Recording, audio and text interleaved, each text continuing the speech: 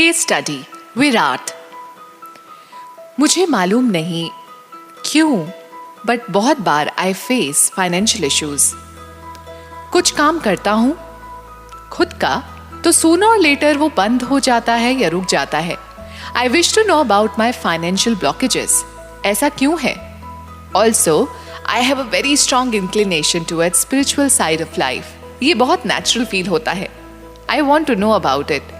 Lastly relationship issues भी I face at many times. Want to know why is it so? I feel lonely many times. दूसरों को prove करने की feelings भी रहती हैं अंदर। इंट्रोवर्ट हूँ इसलिए खुलकर एक्सप्रेस भी नहीं कर पाता what I feel from within. I really want to secure my family and also grow spiritually. Virat had a very determined soul. He wanted to transform his life. अपनी लाइफ बदलने की चाह थी उनके अंदर। And I really liked his honest and empathetic nature. Virat का session online हुआ। Green paddy fields हैं। मैंने स्लीपर्स पहनी हुई है। काले बाल है मेरे। धोती कुर्ता ऐसा पहना हुआ है शायद, और लोगों ने भी ऐसा ही पहना है। ये साउथ इंडिया में कोई जगह है। Okay, and where do you stay?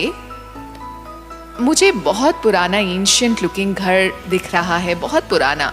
मकड़ी के जाले हैं, फर्नीचर है पुराना इधर उधर रखा हुआ। Okay, so do you stay in this house? अभी नहीं, जब रहता था तब ये बहुत कलरफुल सा घर था। काम के सिलसिले में मुझे बाहर रहना पड़ा। I left this house long time back. अकेले रहता हूँ मैं शहर में, फैक्ट्री में काम करता हूँ, पर मैं खुश नहीं हूँ। I'm just working for the sake of it. Next scene में विराट ने देखा कि वो कोई वेकेशन के लिए जा रहे हैं with his family. मेरी वाइफ है और एक डॉटर भी है। हम किसी हिल स्टेशन की तरफ जा रहे हैं, बट रास्ता आगे से शायद बंद है। रात होने वाली है, कार खराब हो गई है, कोई हेल्प के लिए भी नहीं है। मुझे फील हो रहा है जैसे मुझे सब ब्लेम कर रहे हैं, जैसे मैं इररिस्पॉन्सिबल हूँ और मैंने गलत टर्न लिया। I feel bad because I am always misunderstood. No one cares about me. When we move to the next important scene, Virat ने देखा कि अब वो अपनी फैमिली के साथ नहीं रहते। He got separated from them. Financially भी ज़्यादा पैसे मैं कमा नहीं पा रहा हूँ। मैंने जॉब से रिज़ाइन किया, अपना काम खोला, but I am not able to generate sufficient wealth. मेरी वाइफ चाहती थी कि वो मेरे साथ बिजनेस को ज्वाइन करे, बट मैं नहीं चाहता था। वो फ्रस्ट्रेटेड फील करती थी, इसलिए मैं अकेला रहने लगा हूँ। मैं अपनी चीज़ें खुद करना चाहता हूँ।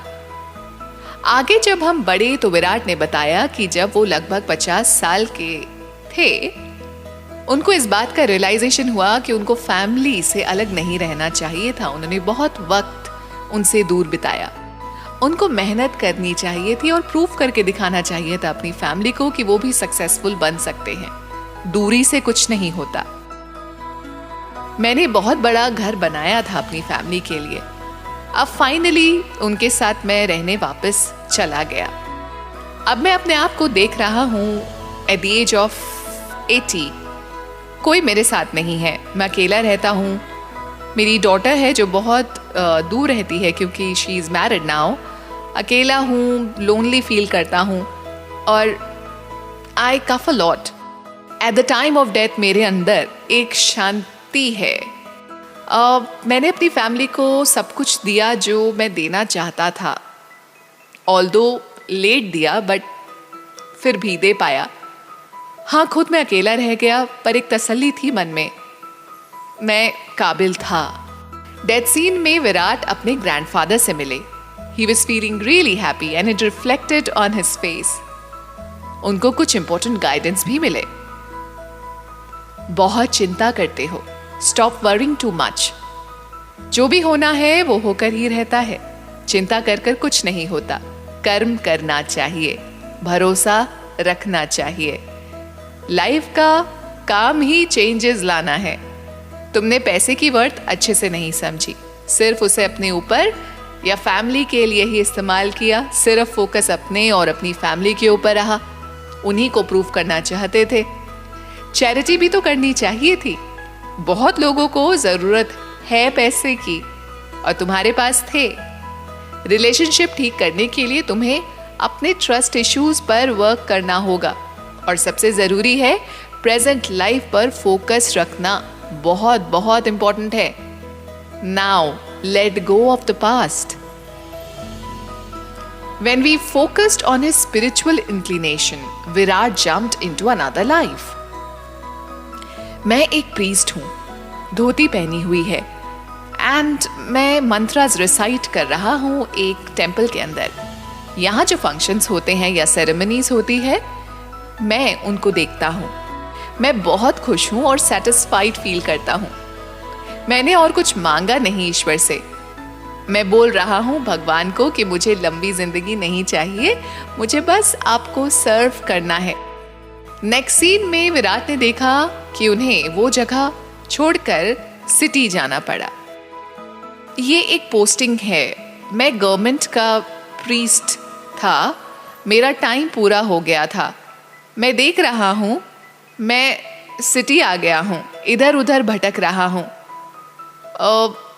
अपॉइंटेड प्रीस्ट था मैं एंड आई थिंक मैं रिटायर हो चुका हूँ। मैंने फिर जॉब ढूंढी शहर में, बट मैं पुराने वक्त को और उस टेम्पल को बहुत मिस करता हूँ। कुछ खास नहीं कर पा रहा। जब हम और आगे बढ़े तो विराट ने देखा कि वो हॉस्पिटल में एडमिट है। मैं अब 70+ का हो चुका हूँ। गवर्नमेंट हॉस्पिटल ही है ये। मुझे गांव रहना चाहिए था। पता नहीं क्यों मैं शहर आया, शायद पैसों के लिए। I didn't have a family. Hospital में ही मेरी डेथ हुई, पर अभी मुझे हल्कापन महसूस हो रहा है। Okay, and then what happens? मैं बहुत सारी सोल्स देख रहा हूँ and telepathically we all are communicating with each other.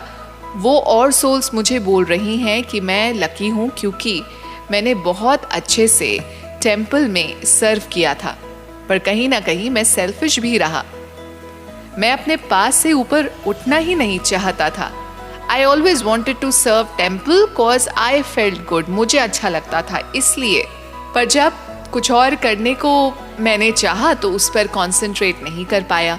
पुरानी जिंदगी कितनी अच्छी थी, बस यही सोचता रह गया और आगे बढ़ने का मन ही नहीं किया। दूसरों के बारे में भी कभी सोचा नहीं मैंने। सोचना चाहिए था। और लोगों को क्या अच्छा लगता है, सिर्फ अपनी खुशी के बारे में मैंने सोचा, पर वही सही नहीं है। यहाँ मुझे एक वैक्यूम सा फील हो रहा है और मुझे बहुत सारे मैसेजेस रिसीव हो रहे हैं। Wow, that's great. Can you share something? हाँ, मुझे बताया जा रहा है कि किस तरह इंटेंशंस अच्छे रखने से ही कुछ नहीं होता। इंटेंशंस को एक्शंस में भी कन्वर्ट करा जाना चाहिए। नीडी लोगों की मदद करनी चाहिए। It's important.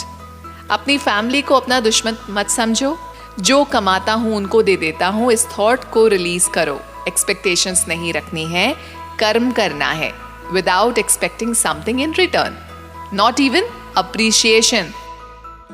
मैंने उन हायर सोल से पूछा कि मैं इस दुनिया को कब रिनाउंस कर सकता हूँ, मोक्ष की प्राप्ति कब और कैसे मिलती है। तो मुझे वो बोल रहे हैं that it is not that easy, it involves lot of mental maturity. पहले अपने आप को अच्छे से समझना होगा। सोल ग्रोथ के लिए वर्क करते रहो। We are there to support you. मैं बैठा हुआ हूँ एक बेंच पर, देख रहा हूँ और सोल्स भी यहाँ बैठी हुई हैं। बट आप क्या कर रहे हो वहाँ? मैं और सोल्स की तरह वेट कर रहा हूँ अपनी बारी की, बर्थ लेने के लिए। ये वेटिंग फेज है। यहाँ हम सब सेल्फ रिफ्लेक्ट करते हैं, इंट्रोस्पेक्ट करते हैं अपने लाइफ लेसन्स। मैं सोच रहा हूँ अपने आप को कैसे बेहतर बनाऊं। It's just a beautiful place filled with love. मैं आना नहीं चाहता था, बट मुझे आना पड़ा क्योंकि मेरी सोल की ग्रोथ मेरे ही ऊपर डिपेंड करती है। There are no shortcuts. Take birth, learn your lessons and leave when you are supposed to leave, not before that. Lesson अच्छे से सीखना है and we have to keep growing. That was a beautiful case study. सो अगर हम बात करें विराट की, तो लोनलीनेस आती है फर्स्ट लाइफ से एंड लास्ट लाइफ से। फर्स्ट लाइफ में भी वो काफ़ी टाइम तक अकेले रहे, दूसरी लाइफ में भी उनकी फैमिली भी नहीं थी and he lived all alone, साथ में कोई नहीं था। पास्ट याद करके भी आप लोनली फील करते हो, पास्ट में ड्वेल करते करते भी आप प्रेजेंट को खो देते हो, इसलिए ये लोनलीनेस गहरी थी इस लाइफ में। स्पिरिचुअल इंक्लिनेशन की अगर हम बात करें तो स्पिरिचुअल इंक्लिनेशन आया था उसी प्रीस्ट वाली लाइफ में। फर्स्ट लाइफ में ना पर्सनल लाइफ को लेके सेटिस्फैक्शन था, ना प्रोफेशनल लाइफ को। दूसरी लाइफ में, पंडित वाली लाइफ में सेटिस्फैक्शन मिला, बट सिर्फ और सिर्फ अपने सेटिस्फैक्शन के बारे में ही सोचा। नया नौकरी या नया जॉब लेने के लिए भी कॉन्सेंट्रेट नहीं कर पाया, क्योंकि सारा इंक्लिनेशन पास्ट से रिलेटेड था। पास्ट कितने अच्छे से स्पेंड किया वही सोचता रहता था। प्रूव करने की जो हैबिट अभी कैरी फॉरवर्ड होकर आई है वो पास्ट लाइफ से भी आई है। फाइनेंशियल ब्लॉकेजेस सेल्फ डाउट की वजह से मैनिफेस्ट हुए हैं। किसी और को प्रूफ नहीं देना है, अपना काम करना इंपॉर्टेंट है, कर्म करना इंपॉर्टेंट है। इसके लिए अपने आप को पनिश भी नहीं करना चाहिए, लव वन से दूर रहकर। यही लेसन्स थे जो बहुत ब्यूटीफुल थे विराट की केस स्टडी में।